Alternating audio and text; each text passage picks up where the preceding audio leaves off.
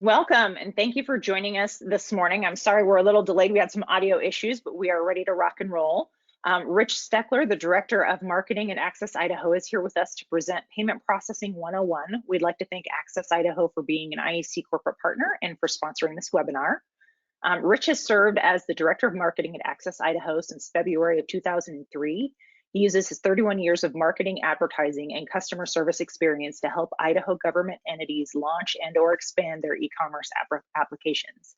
In addition to marketing, his responsibilities include customer setup, training, and support. Before we get rolling, if you haven't participated on an IAC webinar before, I want to familiarize you with the control panel and how to go about asking questions, because Rich really does want your questions. There are 3 ways to get your questions answered. While all attendees are currently in listen-only mode, at certain points throughout the webinar, I will allow you to access the unmute on your microphone so that you can then ask your questions. You can also click the question mark button on your control panel. That'll let us know that you have a question. You can also type your question into the question box, which I will be monitoring throughout this webinar. The webinar will be recorded and posted to our website with the PowerPoint deck. Thank you for being here, and go ahead and take it away, Rich. All right, thank you, Sherry. And thanks to everyone listening to, I got the list of who's attending, and it looks like there's a good mix of everybody throughout the state, and there are treasurers, clerks, assessors, and I think there's even one commissioner at least. So thanks for joining me. And I just want to give a good, fairly short webinar about the overview of payment processing and some of the stuff you may know, may not know, or forgot about. Briefly though, I want to go through who Access Idaho is, and we've been in the United States since 1999. We won a competitive bid through the state of Idaho and to manage the state's website mainly, and then it trickled on to other services, online services, and then eventually into payment processing. Our state contract is good through June 2024. We had a rebid last year in 2019, so got extension until 2024. And under the contract, there's a public entity clause where county governments can fall under that contract, and there's no cost to any of the county governments, and it's not taxpayer money either. So anyhow, so if you not just payment processing, but if it's website design or anything like that, our contract allows us to help county governments with all aspects of online services.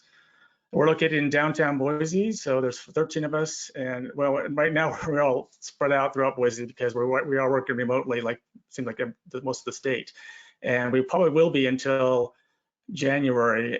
But thanks to things like GoToMeeting or Zoom or just everything else, the electronics, we're accessible 24/7 basically. And then we have been an IAC member for over 10 years now too.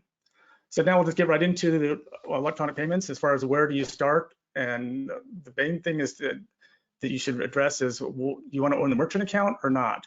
And a merchant account is a bank account that enables the holder to accept credit cards for payments. A lot of times it's through banks. It could be directly through a credit card company, but like Square or something, but a lot of banks do this as well.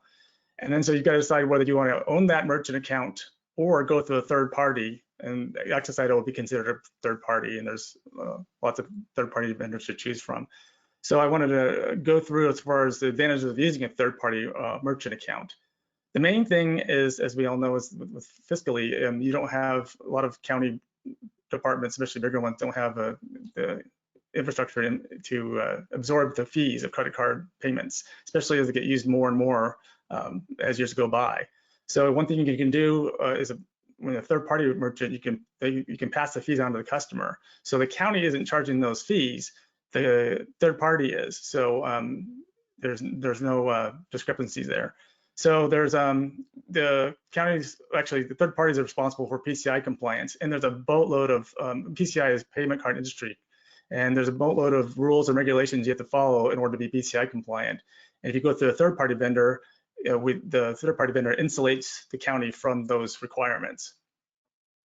There's also detailed reporting. I know that some banks offer some reporting, but sometimes it's not as detailed as you want it to be in passing over either account numbers, or as far as license numbers or something like that you want, or note fields, that kind of thing, that it would be to tie that payment into your system.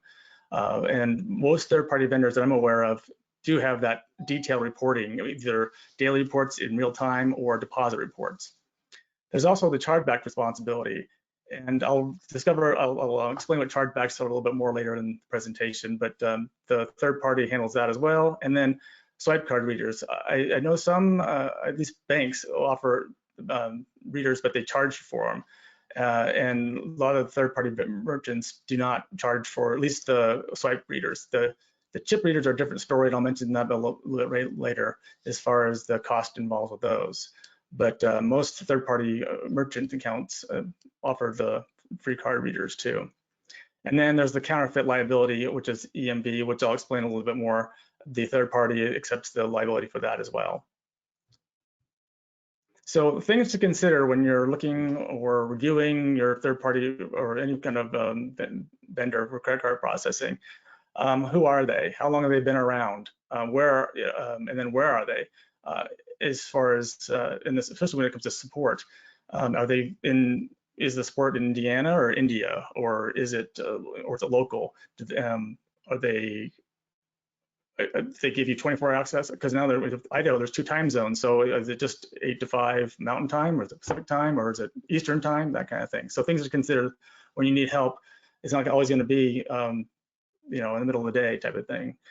And then are there costs for support? Sometimes there's little, you get the basic, well, we'll pass the fees on to the customer and we won't charge anything. But if are there costs for a support line or anything like that? Next thing to look at is contract commitment.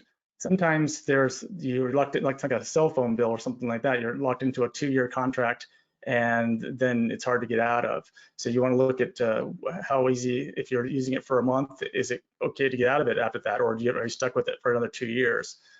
Even though it may not charge you anything, it's still going to be, there's maybe some headaches involved with that. Also, you got to look at the overall value. Yeah, I can buy a bike for $100, but is it going to be that great? Is it going to be, if something breaks, I'm going to fix it for no cost or anything like that. So you have to look at your value as far as not just the processing fee, but everything else. So readers, do they have to provide readers? Do you have to pay for those or not? Reporting, is that included or is that extra for that? And I mentioned earlier rates. Yeah, you can charge a rate, but is it going to be overall? It's going to be worth the headaches at all? And sometimes it's not just the rates, but how they do it. So sometimes they do a flat 3% or 3% plus $1, or sometimes there's a minimum, like a $2 one, no matter. So if the fee isn't above $2, it'll charge an automatic $2 to that too. So there's different rates configurations as well. Who takes care of the refunds? Are you charged for the refunds? That's another thing to consider. And then so just look at the whole value of what the merchant is bringing. Another thing is minimum payment amounts. Is it or even either daily or annually, or either number of payments or the amount of the financial amount of payments. Look at all the payment options that they offer. They offer recurring payments, being like if you can set up every week, month, year type of thing. Can you pay by mobile phone or cellular device? Right now, especially with millennials, I think the usage rate now with mobile phones or mobile devices is like over 80%, which is amazing. I'm not a millennial, but so I don't really use my mobile phone too much for government work, but it's amazing the stats we've seen. More and more people going for that mobile devices. It's pretty amazing. And also contactless, this is important now with the whole COVID thing going on. Can you make transactions with your customers without either with them in person, without doing any contactless payments, or even over the phone, doing that way in a convenient way that's going to work for your processes as well? What kind of card types are accepted? Most of the third-party merchants that I think in Idaho right now carry Visa, MasterCard, Discover, and American Express. Those are the 4 major ones. There may be some other ones that do Carte Blanche or Diners Club, I'm not sure, but the 4 ones that usually those are the ones you want to look at. Although sometimes there are vendors that do only Visa, MasterCard and not American Express or Discover, because it may cost them more money or whatever reason they have. So you have to look at those kind of considerations too. And then EMV functionality, which is as far as and I'll explain what that is right now. and go through some FAQs what EMV is. And basically it's Europay, MasterCard, and Visa. That's what EMV stands for. And it's this global standard for credit and debit card payments. And it's based on the chip card technology. And there's been a lot of hubbub about that. And mainly the chip cards exist because of they reduce the counterfeit cards at the counter. Not necessarily stolen or fraudulent, but just counterfeit cards. And one thing it's contrary to popular belief, they ask if it's mandatory. We get calls and say, well, we can swipe a card, but we don't have the chip reader. Well, that doesn't really matter, especially a third-party vendor, since we have a liability. It's not mandatory to have a chip reader. And it doesn't really limit it doesn't reduce your, making you exposed to more fraudulent card types or any of that, or payments. So main thing is the readers are more expensive, and depending on the merchant, they can range in price from probably $200 to upward of $500. So that's another thing that the EMV. So we at Access Idaho, we offer EMV readers, but we charge them at cost, whereas the swipe card readers we provide them at no charge. Another thing to consider are chargebacks, and chargebacks are basically the refund a credit card merchant pays to the customer after the customer successfully disputes the transaction. So these are quite often, I'm not sorry, they don't happen quite that often, but they're pretty regular as far as you get somebody who gets their statement, the customer gets their statement, and then they, instead of calling the number on the credit card statement, they call their bank and dispute the charge. And then the thing is with and those are chargebacks, and so then we handle usually the third-party vendor handles the dispute, and if it's so that's just those are what chargebacks are. And then depending on the merchant, it's whether if you own the merchant account, then the county is on the handles all that. And if the third parties has a merchant account, then they take care of the chargebacks, all the coordination, the disputes, and all that. Then there's the topic of PCI requirements, and I mentioned before, PCI stands for Payment Card Industry. All 4 major credit cards are involved in it and participate in it, and it basically PCI exists to protect the customer's card information and their sensitive data. So and it's also to reduce the security vulnerabilities. So, like I said, there's a host of rules and regulations that are really strict, and really you can spend up to hundreds of thousands of $1 million for being PCI compliant. There's lots of checks and balances, there's quarterly reviews and audits, that kind of thing. And if you use a third-party vendor, they can take care of all that. You don't have to worry about it as a county. But the county does need to worry about some things as far as PCI compliance. So even if you use a third-party vendor, there are some things you need to focus on in order to remain compliant, and here they are. So basically, some of these are more common sense type of things, but it doesn't hurt to repeat them or to mention them. So never store cardholder data. It's easy to write them down, put them in a notebook, save them on your computer, but we strongly discourage that. There are some free password organizers that you can buy, or not buy, but you can have access to online. If you have an IT department, you might talk to them about how to best store, as far as your password protection. But sensitive card-handled data is all the credit card numbers, that kind of thing. You should never write that down, expiration dates, all that. Don't write those down. You want to use a firewall on your network and PCs. A lot of the merchants have end-to-end encryption, and so, but still it's important to have a firewall on your network and PC. Ensure that if you have wireless routers and routers are password protected and that they use encryption. And then one thing, if you're using passwords, as always, use strong passwords. And this is another, I'm a user too. I hate all the passwords I have to keep track of. But you need to have the strong password is at least 8 characters, one lowercase letter, 1 number or symbol. It depends on the vendor, but that's the basic guideline what a strong password is. And then, of course, if you have a default hardware and software passwords, change those immediately because most of those are unsafe. The other thing to do is check regularly for computers for rogue software or skimming devices. And again, if you have an IT department, they should be able to help you with that. And then regularly inspect, if you have swipe card readers, expect them for tampering. Now, usually the county officials are the ones that are, or county clerks, whatever, have the card readers behind the counter, so not usually it's publicly exposed. So you may have to worry about that tampering, but still it's a good idea to make sure that it doesn't look like that the card reader has been compromised. And then of course, create an office culture of being protecting card holding data. Just like COVID, you wear a mask or whatever, or to do protection, to wipe down things. You want to make sure that you, when it comes to compliance as far as security, make sure people aren't leaving stuff out in the open and writing things down where they're not supposed to, or storing things where they're not supposed to, and just to keep your customers, basically your customers, safe and keep you from being exposed to liability.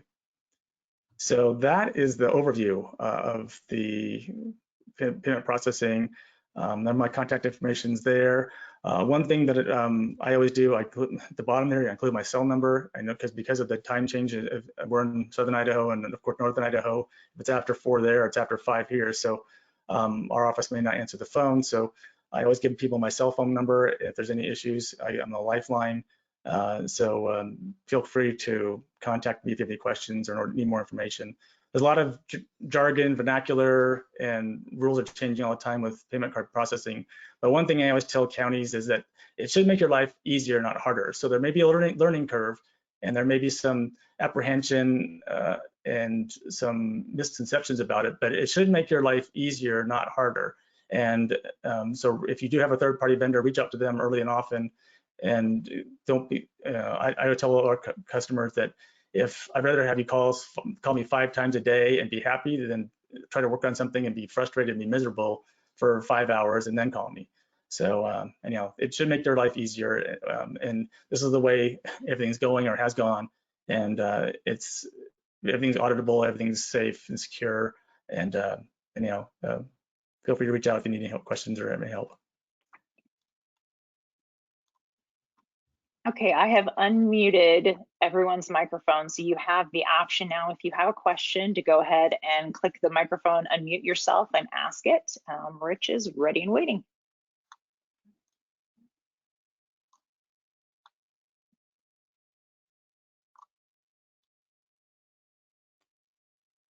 Well, people are thinking about.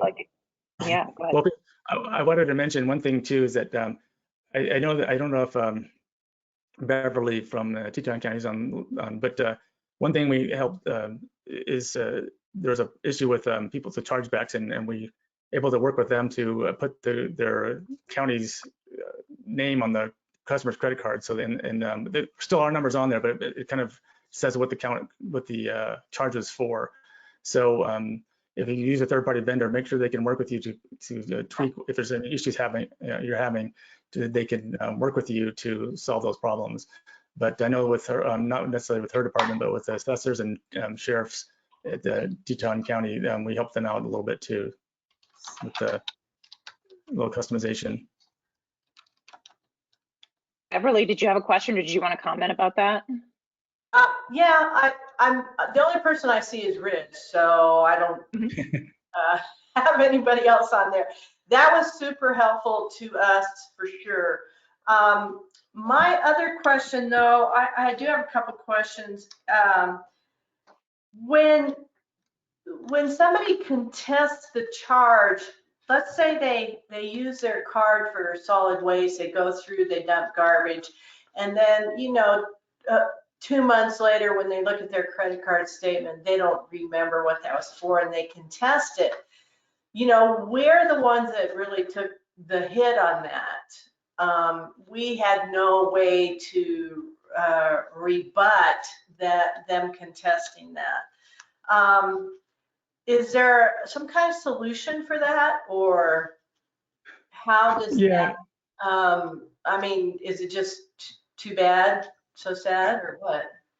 Well, unlike with the DMVs and sheriff's office, they've got you got car registrations, driver's license. They have leverage, of course, and and of course the sheriffs have guns. But but yes, in a solid waste standpoint, you can always that's a little more tricky because you can't give them their waste back, and and sometimes if they're more transient, they only use it once, then it's hard to find them. So what you can do is, I mean, and even though the thing is, the credit card companies, they opt on the side of the customer. So if somebody says, oh yeah, I didn't do this, they almost immediately they'll say, okay, we'll withhold those funds, type of thing, without us knowing. And then of course then we withhold the funds from the county. But in that case, you can always blacklist those customers if it's a recurring problem.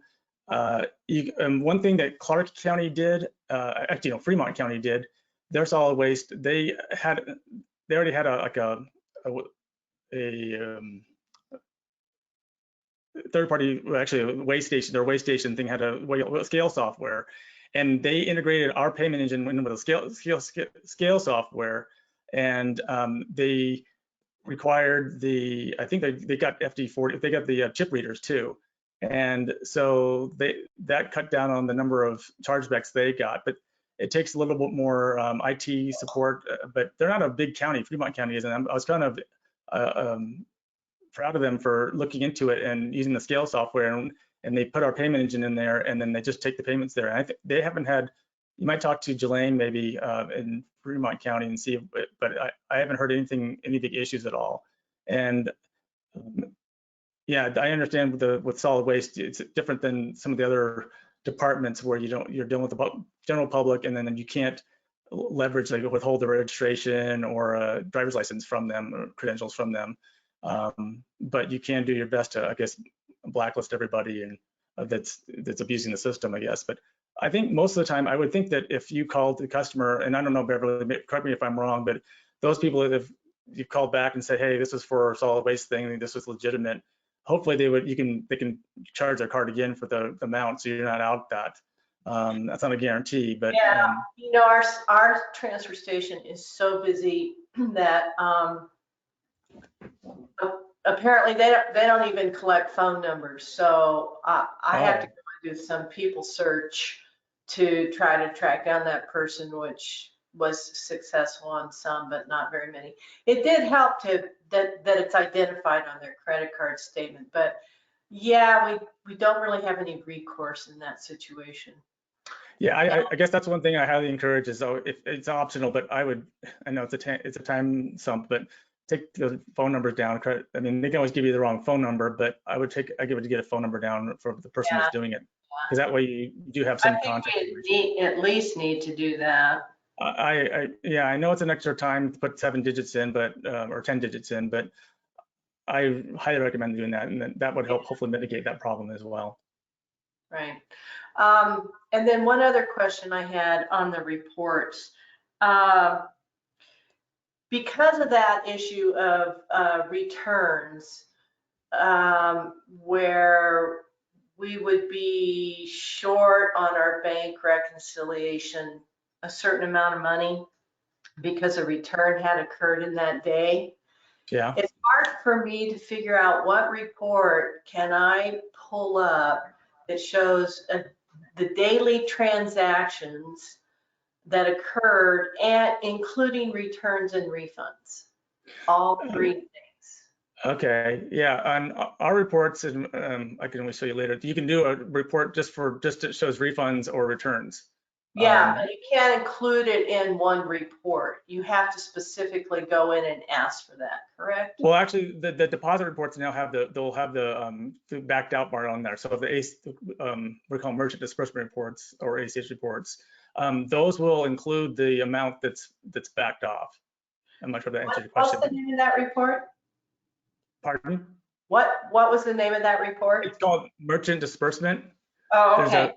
Yeah, not merchant disbursement by SKU, but merchant disbursement, and that any refunds in there should be reflected. So if you're looking at your bank statement, it says, okay, we're expecting $1,000 from Access Idaho, right. And you click on, we have reports that should show you that what makes it that $1,000, even if there's a refund in there.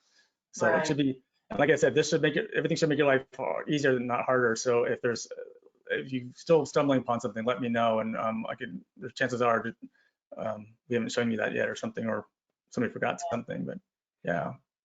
And then I have one third question. Yeah. Department of Motor Vehicles, I don't understand why the daily closing on that, you know, almost everybody runs on a 24-hour cycle from midnight to midnight, right? Yeah. But their report that they get from DMV includes things that have happened between midnight and whenever they run their report. Yeah. And so that makes those transactions more difficult to reconcile. And is there any way that you can't work with DMV on that to get it so it's 24 hours? Yeah, actually, that'll probably change after the ITD goes to the GEM system on October 13th, and I'm going to do. What's that? It is going to change? That's what we've been told. We haven't been told. Yeah, October 13th. So the day after Columbus Day, they're supposed to go live with their GEM reporting, and then there's new reports for that as well. And so the reporting you're looking at now, like that access, the framework manager, basically, that's going to go away, and you'll look at everything and we call it TPE. So that will change, and you'll have new reports to look at, and hopefully better reports to look at, and both, especially from ITD side, because right now, yeah, you're right. It's their reports only show when you print the stickers to one day till you print the stickers next day. That's what they show. So I'm hoping the reporting on ITD side will be better, and ours will. We've already we've already completed our reporting, and I'm gonna do webinars on that through the assessor's offices in the next couple of weeks. Okay. Yeah, but that should go away. Hopefully October. Huge, Yeah, right there. I hear your pain though. Yes, I hear your pain. Yes, but yes, hopefully October 13th, your troubles will go away, or at least be lessened a lot. Okay, I'm holding you to it, Rich. All right, you got, well, it's been recorded, so, but I can't promise anything. I can't promise what ITD does, but I'm hoping it'll make your life easier. And yeah, because that's a big, with the 24/7 with the online vehicle registration rule, that's a big issue. Okay, great. Well, thank you. You're welcome. Do we have any other questions coming through for Rich?